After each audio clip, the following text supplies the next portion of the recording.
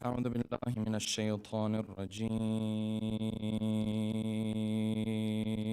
بسم الله الرحمن الرحيم. الحمد لله رب العالمين،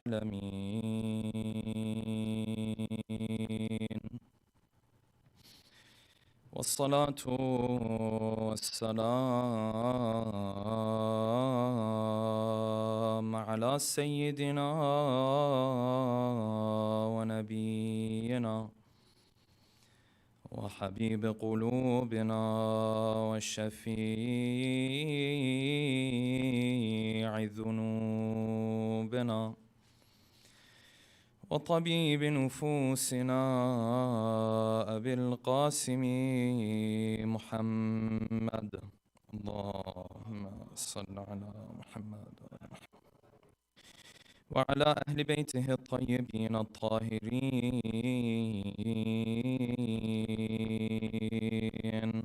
واللعنة الدائم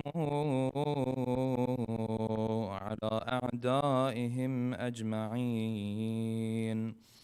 أما بعد، فقد قال الله الحكيم في محكم كتابه الكريم: أعوذ بالله من الشيطان الرجيم.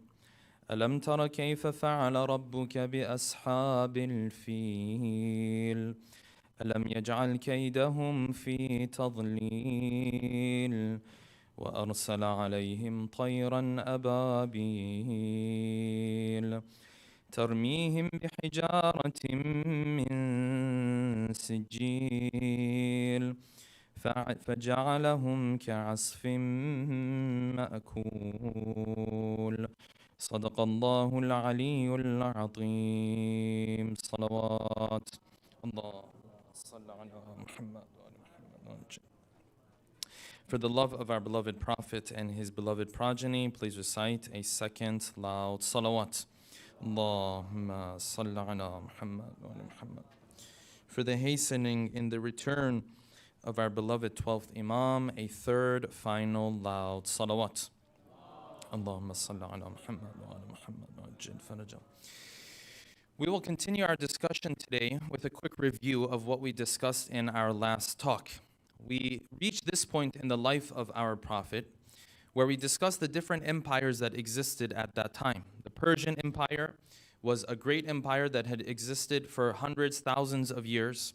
The Roman Empire that we have all heard of, or to be more accurate, the Byzantine Empire, they also existed for many, many years. And they had many backs and forths with each other. Every couple of years, this one would attack this one, the other one would attack the other one. And somehow, someway, Allah subhanahu wa ta'ala kept the Arab and the Arabian Peninsula away from all of this. Out of all of the back and forth that the Roman Empire and the Persian Empire were having with each other, the Arab and the Arabian Peninsula stayed away from all of it. And it seems as though this was the work of Allah subhanahu wa ta'ala and part of His plan. And we said this is also important to understand the context from which the Prophet is now coming forward, because when we talk about someone who's going to bring a book that is going to remain 1400 years and counting, you would assume that someone would bring a book like this from within the Roman Empire, from within the Persian Empire, a place that has a civilization, customs, culture, schools, universities. And the reality is the Arabian Peninsula had none of these things. And in fact, most of them, almost all of them, did not even know how to read and write. This is the context in which the Prophet started his life. And we spoke about his birth that was also accompanied with a number of sad events. A birth that was preceded by losing his own father. He grew up, based on this opinion, not ever seeing his own father because his father passed away in Medina. And at a very young age, at the age of 6, also his mother he now loses. And at the age of 8, roughly, his next guardian, which was his grandfather, Abdul Muttalib, he also loses. And throughout his life, he has certain women who play a key role in raising him. Out of these women, we mentioned Thawbiyah, the person who nursed the Prophet at a young age. We mentioned Halima, of course. He was with Halima for almost 5 years. And of course, Ayman, who worked for the household of the Prophet. And also none but Fatima bint Asad. And out of all of these women, Some of them, or most of them, the Prophet referred to as his own mother. And this showed that he never forgot about the good that these women had done unto him. But in particular, out of these women, it seems as though he had the closest bond and the closest relationship with none but Fatima bint Asad, the mother of Ali ibn Abi Talib, salawatullahi wa salamu alayhi. And we explained the moments and the words that the Prophet uttered when Fatima bint Asad was being lied down in her grave. This is where we ended our discussion. Tonight, inshallah, we'll continue with the discussion. And in particular, we'll focus on the youth of the Prophet and his marriage to his wonderful wife, Khadija, salamullahi alayha. And we will do so by posing the following questions. Number one, what stories are there that are narrated in history that speak about the angels of Allah subhanahu wa ta'ala guiding the Prophet at a very young age towards good characteristics and towards virtues?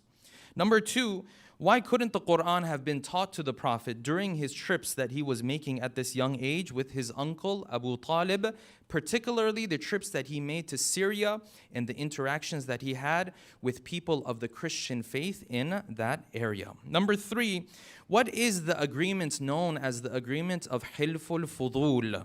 And what lesson can we learn about the life of the Prophet and how he acted like a prophet before he was even chosen as a prophet because of this agreement? Number four, what did the Prophet say when he chose Ali ibn Abi Talib out of all of the children of Abu Talib to bring him to his own house and raise him like his own child? And number five, and finally, how did the Prophet show his wisdom when Quraysh were about to have a war with one another in the way they were going to put back Al-Hajar al-Aswad back into the Kaaba?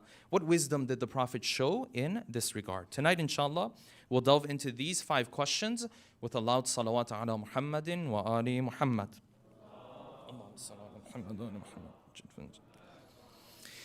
Allow me to begin from here. When we talked about the birth of the Prophet, we said that history mentions certain signs, certain supernatural events that are taking place before his birth. And these are narrated. Some of them are narrated by his own mother. Amina has narrated some of these. Some of them are external events that people have narrated about things that happened in the region, in the area. And there is some sort of dispute with regards to the details of these, and we may not be 110% sure that all of them happened. Nonetheless, they are mentioned in books of history. It's mentioned in the books of history that when the Prophet was born, that certain parts of the palace of the king of Persia started to fall apart. That the idols in the Kaaba, they started to fall. As they were stood up, they started to fall, and other events as well. But one of those events that took place and was really the foundation of the calendar of the Arab of that time was the incident that took place with the army of the elephants. This is one of those signs of the coming of the Prophet that everyone agrees on, partially because the verses of the Quran reference it as well. And this was a story that many of us have heard before, that this person who was in charge, Abraha, who was in charge of Yemen, and there's a story how he came into power over there. Nonetheless, he had built a big temple for himself over there, and he wanted people to come and worship in this temple. The problem was the Kaaba was there, and the Kaaba was a problem for him because people knew how holy the Kaaba was. They wouldn't come and worship in this temple. The Kaaba was still the focal point. People wanted to pay more attention towards the Kaaba. And this back and forth happened to an extent where Abraha, his arrogance did not allow for it. He said, I'm going to go and ruin this Kaaba and get it done with. Now pay attention, the point I'm making here, we're going to come back to this at the end of the story. Look at how evil Abraha is and how evil his plan is. And then we'll talk about who his lineage led to. In other words, who was his child. And you'll see how Allah subhanahu wa ta'ala brings so much good sometimes out of a person who's so evil. That's a side note. Hold on to that. We'll come back to it at the end of the story. Abraha says, I'm going to put together this army. And the Quran tells us that in the forefront of this army were elephants that they naturally would have brought from other parts of the world, because Yemen and the Arabian Peninsula is not a place where elephants could possibly live, as far as we know. This army is on its way. It comes closer to Mecca. Abraha stops the army before it enters into Mecca. And he sends his representative to go into the city of Mecca and look for whoever is the elder of Mecca. Who's in charge? Which means you would be the older person. And of course, that is none but Abdul Muttalib. And this representative is walking in Mecca and he sees everybody's left. So only Abdul Muttalib and his family. Nobody else is here. Because everybody else is running for their lives. Because Mecca didn't have a civilization, didn't have a government, didn't have any of these things. All they had was this Kaaba. That's all they had. They had all run up into the mountains and into the valleys. This representative calls out. He says, who's in charge of Quraysh? Who's going to come? I have to speak to them. They say, well, Abdul Muttalib. So Abdul Muttalib now comes. Now you can imagine what this moment is like, where you're like a tenth of this army that's standing in front of you. And this army has elephants. And you may barely have like bows and arrows and things of this nature. So Abdul Muttalib now enters into the tent of Abraha. And the narration says that initially Abraha showed him a lot of respect. He said, I like the way you carry yourself. Because he was noble. He was nobility. Right? Abdul Muttalib was nobility. So he had him sit by him. And he said, listen, I have not come to kill the people of Mecca. I have just come to ruin the Kaaba. It's like the only thing I'm after. I'm not here to shed blood. I've just come to get rid of this Kaaba because this is my problem. And he said, Abdul Muttalib, what do you think about this? And Abdul Muttalib brought him a request that was very, very odd. He said, yes, I heard that you said you wanted to ruin this Kaaba, but my request from you is the 20 camels that you took away from me, you have to give them back. Because your army just came in here. They took a bunch of cattle, and amongst that cattle, they also took my camels as well. You have to give back these 20 camels. And the narration says Abraha did not take this very well. He immediately lost all of his respect for Abdul Muttalib. He said, are you kidding me? I've come here to ruin the Kaaba. I've come here to create a situation where you and your people will not even have a livelihood anymore. And instead of falling to my feet and begging me, you're saying, give me back my camels. And he said, I lost all of my respect for you, Abdul Muttalib. You should have been asking me about the Kaaba. And this is where Abdul Muttalib uttered those famous words. He said, Ana Rabbul Ibil. He said, I'm the one who's in charge of the camels. وَلِلْبَيْتِ رَبٌّ يَمْنَعُهُ. And the house of Allah has its own Lord, and He will take care of His own house Himself. I don't have to worry about that. And Abraha did not understand this. He said, this is ridiculous. Gave him the camels. He went back. And of course, the narrations tell us that then the punishment of Allah subhanahu wa ta'ala was sent. And birds came, these birds that Allah subhanahu wa ta'ala calls ababil in Surah Al-Fil. Says these birds came and they were carrying with themselves rocks and stones. And when these rocks and stones would hit the troops, their lifeless bodies would fall on the ground. What type of rocks were these? Where did they come from? Where did these birds come from? We have no idea. This is just part of the miracle of Allah subhanahu wa ta'ala. But Allah subhanahu wa ta'ala references this in the verses of the Quran to tell Quraysh, listen, if anyone was going to oppose the Prophet, it shouldn't have been you guys. Shouldn't have been you. You just witnessed our miracle. You just witnessed what we did. We protected this Kaaba because the Kaaba was part of your business. It was part of the way you provided for yourself. So how dare you guys? If it was anyone else, you'd say, okay, there are other people. You saw with your own eyes when we saved Mecca, when we saved the Kaaba. And this sign of the coming of the Prophet is probably one of the only signs that every historian, of course, agrees on. And this is where the Prophet is now going to grow up. Because this year, that is the year of his birth, is going to be known as Amul Fil, the year of the elephants. You know how we mentioned about before COVID and after COVID? This is going to be before the year of elephants, after the year of elephants. Recite a salawat, please. The Prophet is now being raised within the household of Abu Talib and Fatima bint Asad.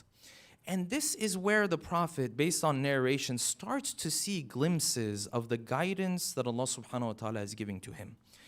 This is important. Why? Because this helps us understand that the Prophet, when the prophethood began and his bi'athah started, was it really so surprising to him?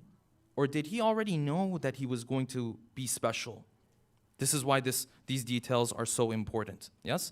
And we'll get into that momentarily. What were those things that the Prophet saw before his prophethood even began? But the important point that I have to come back to before I forget This Abraha that we were just talking about, this person who wanted to come and ruin the Kaaba, and Allah subhanahu wa ta'ala protected him. And you say, Ya Allah, why didn't you just kill him before he could even get here? Why didn't you just get rid of him? It's easy for you. It's easy for God. He can do it. It's interesting. Do you know, historians say, some of them say, the grandchild of this same Abraha, who's going to come and ruin the Kaaba and destroy the house of Allah, and you say nothing good can possibly come out of this person. His grandson happened to be none but the famous Najashi, that the Muslims will at one point, inshallah for us a couple nights from now, they will go and they will have nowhere else to go but to be under the refuge of who? Of this Najashi. This is the evil.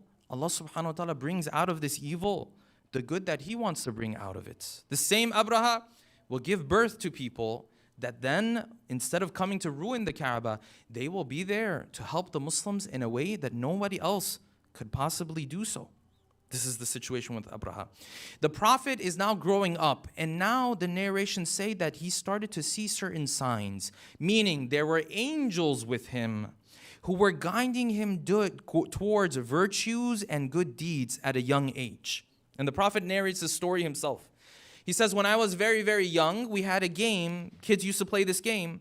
They used to take their clothing, and in their clothing, they used to pour in rocks and stones. They would carry it, and then they would play with those rocks and stones. So I, like all of the children, started to do so. I had to take the rocks and stones, and I would have to lift my clothing to carry them. But naturally, you know, the clothing at that time was not a multi-layered sort of thing.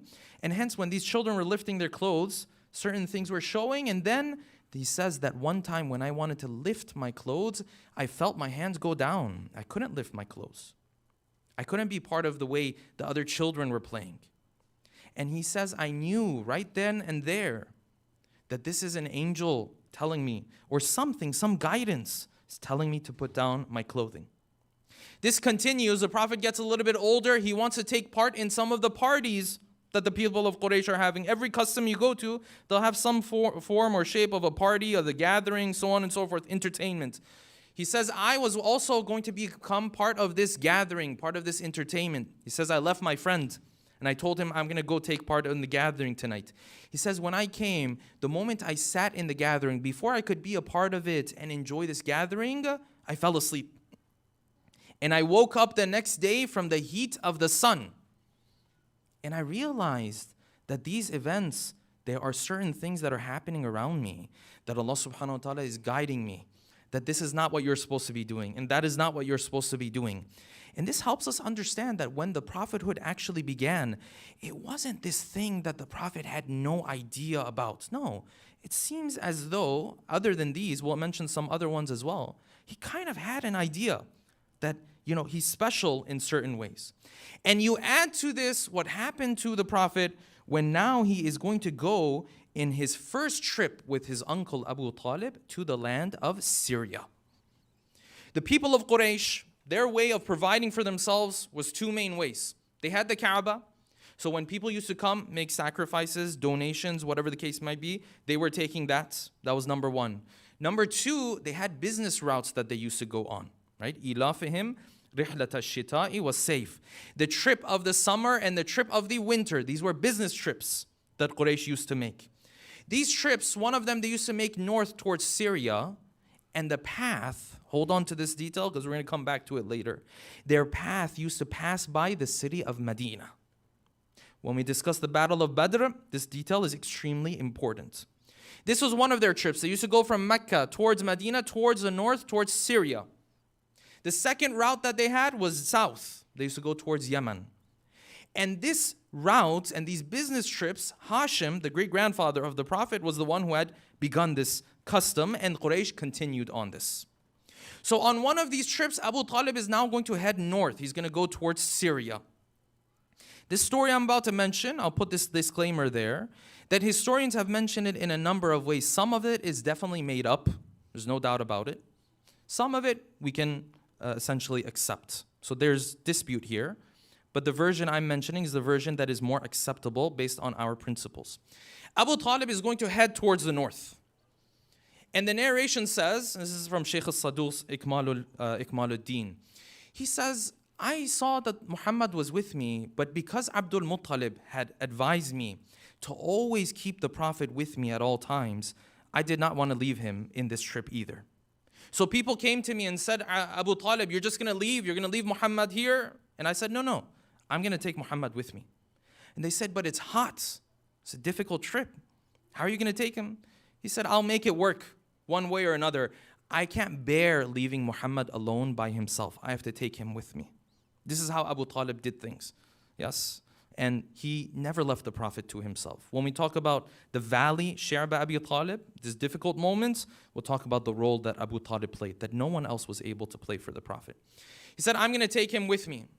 He says, we started out on this journey, and Abu Talib says, as we continued on this journey, we saw that everywhere Muhammad goes, in the heat of the summer, there is a cloud that follows him. And the people in the caravan were always surprised by this.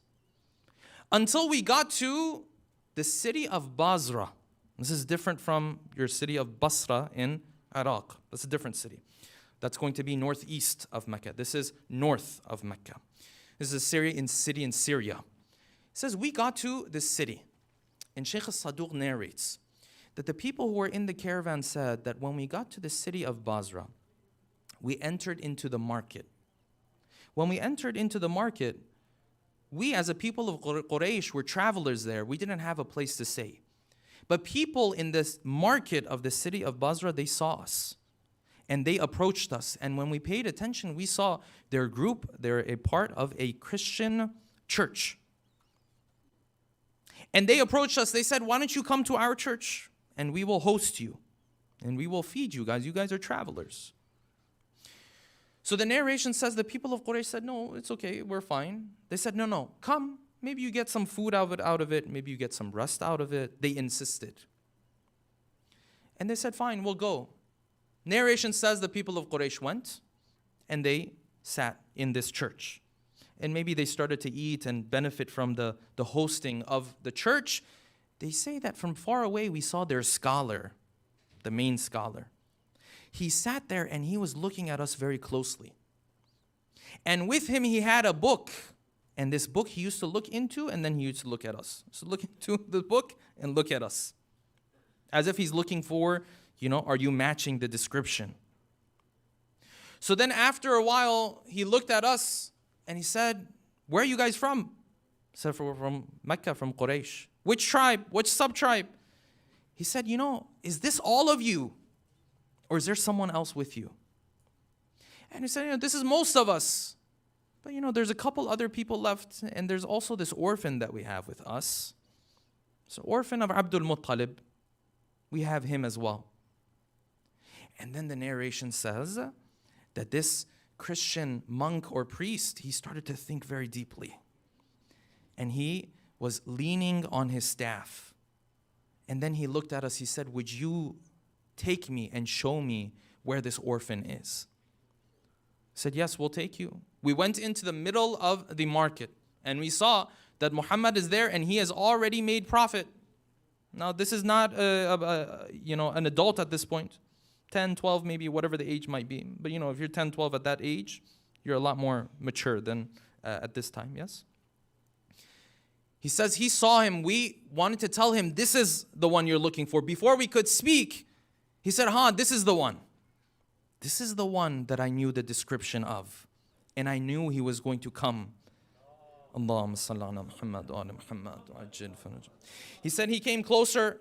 He looked at the Prophet. He said he carries with himself life and death. Carries with himself life for those who do good.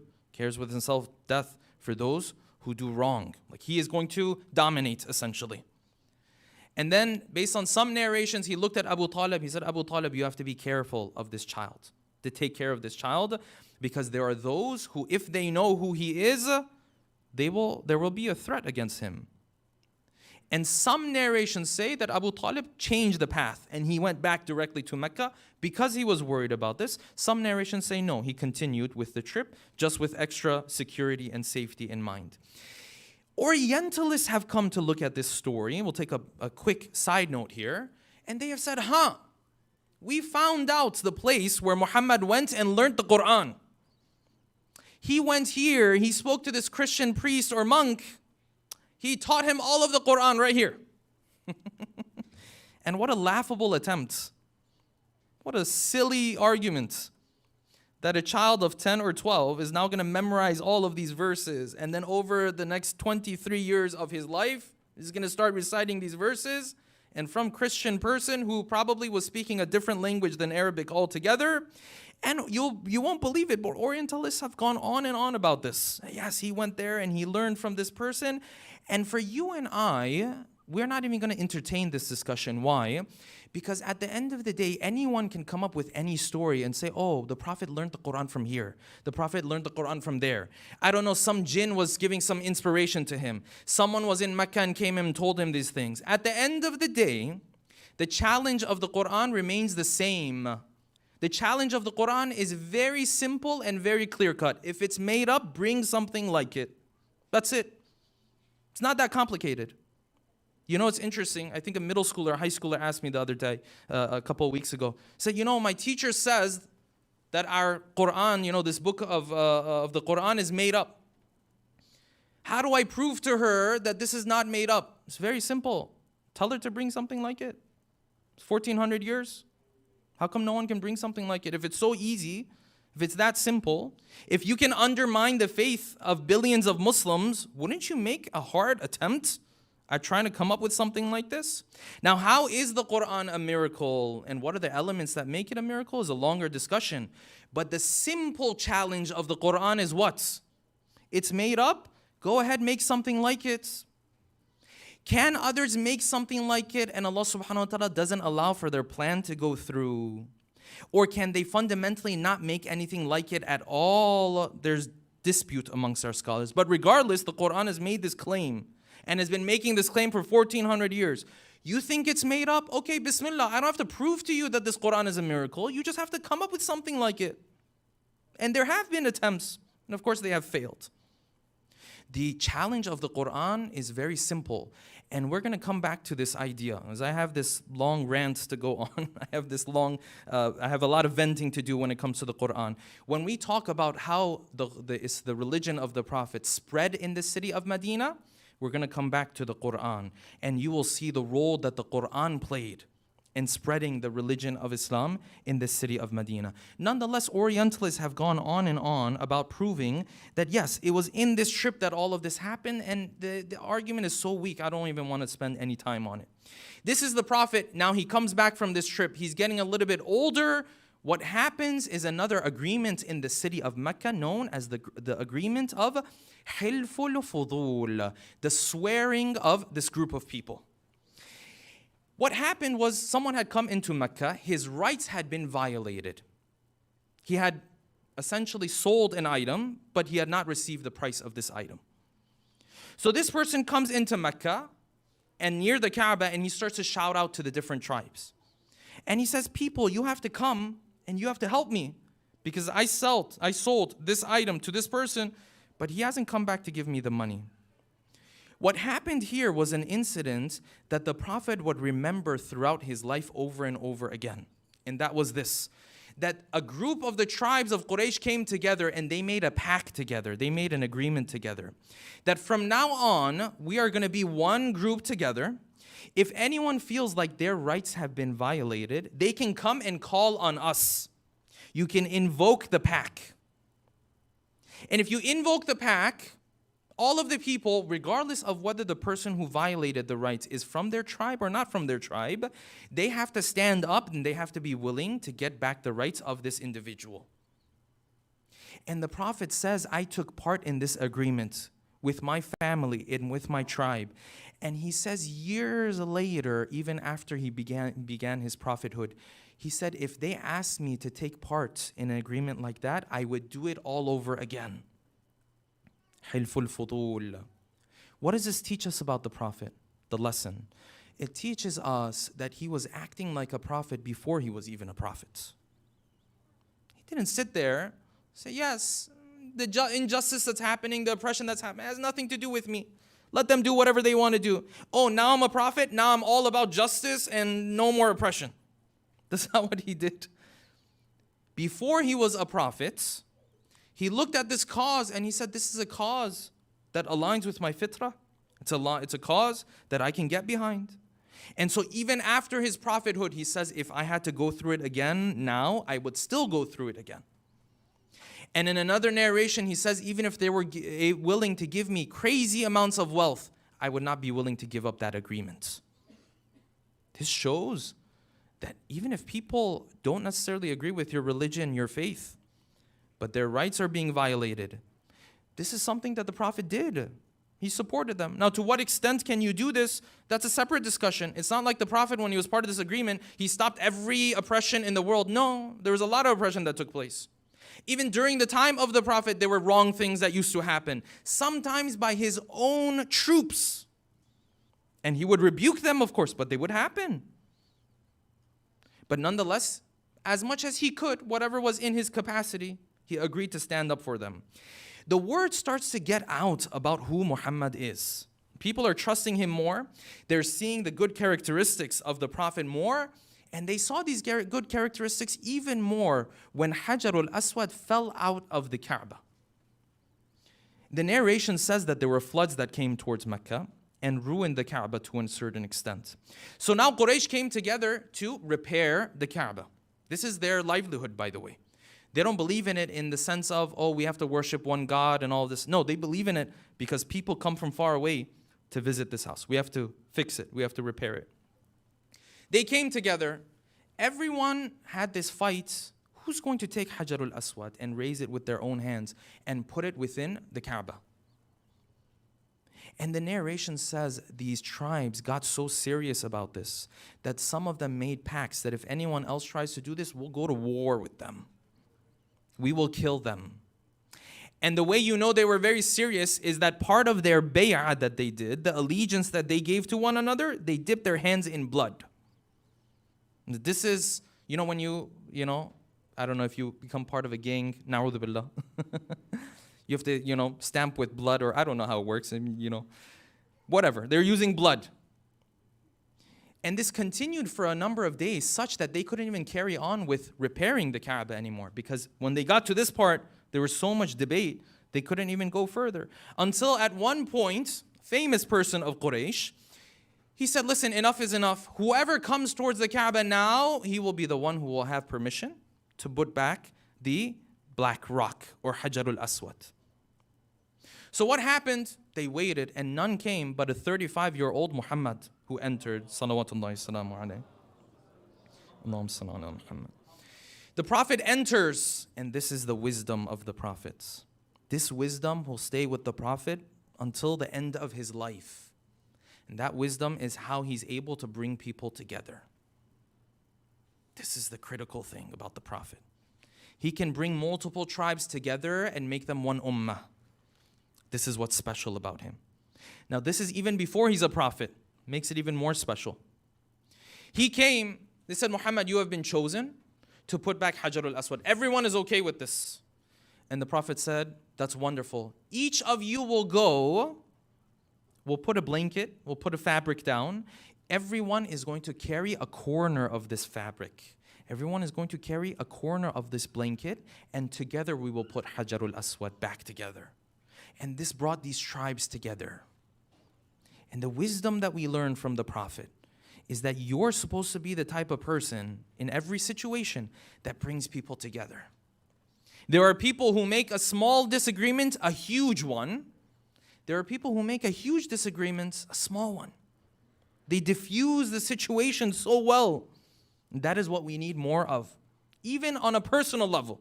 Even in our relatives, family members. That's what we need more of. We don't need, oh, did you hear what they said? We don't need more of that. What we need more of is, yeah, they said this, but that's what we need more of. And this is the wisdom that the Prophet showed of himself. Another salawat, please.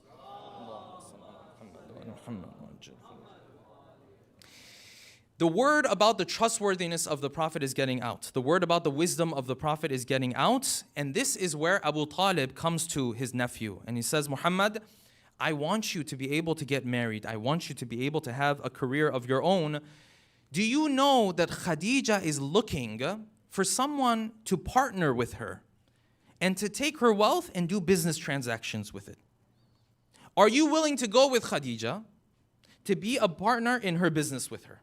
Now, Khadija having the type of wealth that she had was very, very critical and very important, because we talked about this before.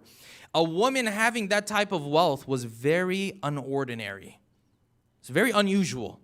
So women, they didn't really have inheritance in that sense of the word. And even when they would get married, their wealth would be taken from them. And somehow, some way, Khadija had been able to manage to not only have her wealth, to grow her wealth as well. So Abu Talib came to the Prophet. He said, Muhammad, do you want to partner with her? And the Prophet showed that he wanted to be a part of this. But he said, you know, I feel a bit shy to go and make this suggestion myself. So it seems as though Abu Talib then went and brought this up with Khadija. And Khadija, of course, herself was more than happy with this. So Khadija approached the Prophet and said, you can take my wealth and you can take 2 of my servants with you, and you guys can go back to Syria. Now imagine, he's going to go back to where he has childhood memories, essentially. And interestingly enough, on his way, every time he goes to Syria, he's passing by where? He's going back, pass by the city of Medina. And where's the city of Medina? What does the city of Medina have? His father and his mother. Yes? His father in Medina, his mother a little outside of Medina. Every time these memories are coming back for the Prophet. The Prophet accepts this. They go on this trip. When they go on this trip, they are coming back. The profit that they have made is so much that the servant of Khadija turns to the Prophet and says, you should go ahead of the caravan and you should go and tell Khadija how much profit we made and how well we did in this business trip. She will be happy to hear directly from you. So the Prophet rides ahead and he comes to the house of Khadija and he explains what happened. Then the servants of Khadija also come, and the servants of Khadija have more to say about the Prophet than he has to say about himself. Because he came and said, you know, the Prophet we made was, alhamdulillah, it was wonderful, and so on and so forth. When the servants of Khadija came, they said, you don't know who this man is.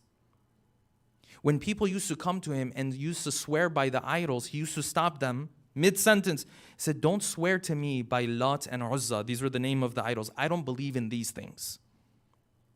He said, this man, everywhere he went, the blessings came with him. And this is where history, unanimously historians will agree, that somehow, some way, the suggestion of the marriage came initially from Khadija.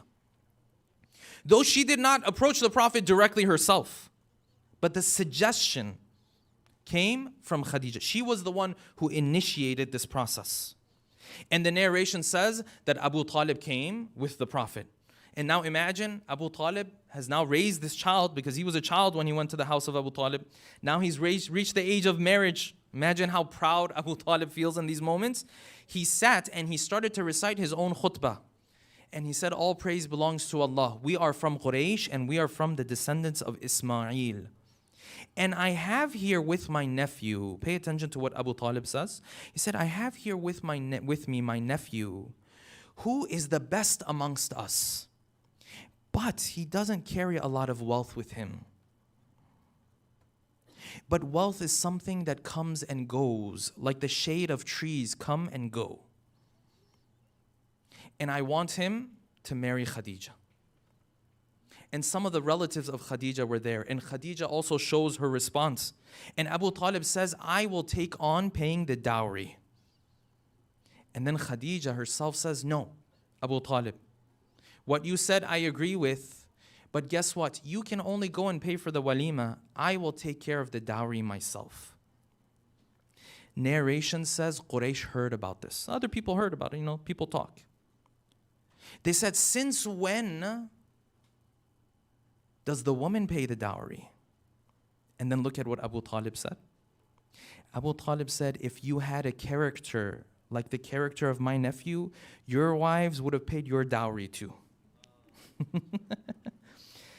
Allahumma salli ala Muhammad wa ala Muhammad. He said, if you had a character like the character of my nephew, your wives would have paid your dowries too. But your characters are so bad, your wives don't want to be with you even though you paid their dowries. This is Abu Talib defending the Prophet. This marriage now begins. This marriage was such a blessed marriage that years after Khadija had passed away, when the sister of Khadija used to come around, the Prophet would be reminded of Khadija. So much so that other wives of the Prophet could not take this. And this is narrated in Sahih Muslim, that some of the wives of the Prophet used to tell the Prophet, Ya Rasulullah, enough. How much do you think about this old lady? Forgive me. This old lady. God gave you better people than her. And the Prophet would explain why he did not give him better people than her. He said, no, Khadija was different. Khadija believed in me when nobody did.